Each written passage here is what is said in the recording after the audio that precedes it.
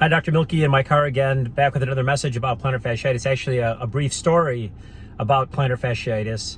Holiday weekend, 4th of July. You'll get this after that. Hopefully you had a nice one, enjoyed some time with family, friends, and really celebrate our freedom.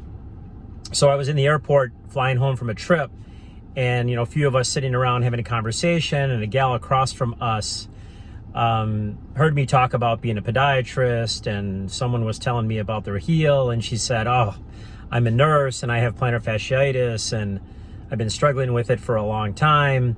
And I asked her, I said, "So what did the doctor say?" And she said, "Well, I actually haven't seen a doctor." And I'm like, "Well, you're a nurse, you should know better."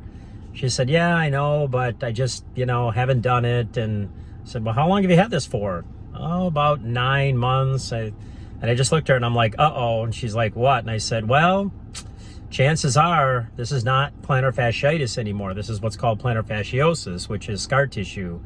And the reason why you're not just having pain in the morning, but also having pain during the day and sometimes even at night is because this has probably gone beyond plantar fasciitis." And I asked her, "Why haven't you seen a doctor?" And, it just made me think about like that question that, I ask patients, like, "Why'd you wait so long?"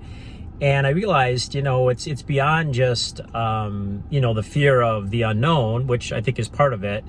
How much is it going to cost? And am I going to have to take time off of work? Am I going to need surgery? And do I maybe have something going on more scary than plantar fasciitis? And I totally understand that those are a lot of the fears that people have, and maybe one that you have, and maybe one I didn't even mention that you have.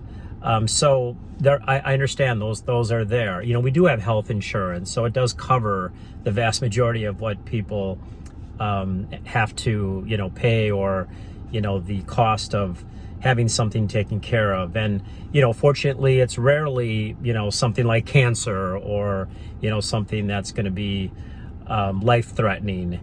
And most people don't have to take any time off of work. You certainly, cutting back on exercise and things like that for sure. But, what is the risk of not doing anything? And, you may not know that, but it's just, long-term struggling and suffering. And some people maybe will never get better because they waited just too darn long, and their plantar fascia has turned into real major scar tissue that might not be able to be repaired. So just some things I thought it was interesting having that conversation with that nurse, and, thinking about the reasons why people don't come in for something like plantar fasciitis or other conditions. And, in the foot, it's things that we don't know. It's the fear of the unknown. You have a toothache, you go to the dentist, you pretty much know what to expect. Not necessarily when it comes to seeing a podiatrist. We're not scary, and hopefully you'll eventually get your plantar fascia taken care of. Take care, and enjoy the summer.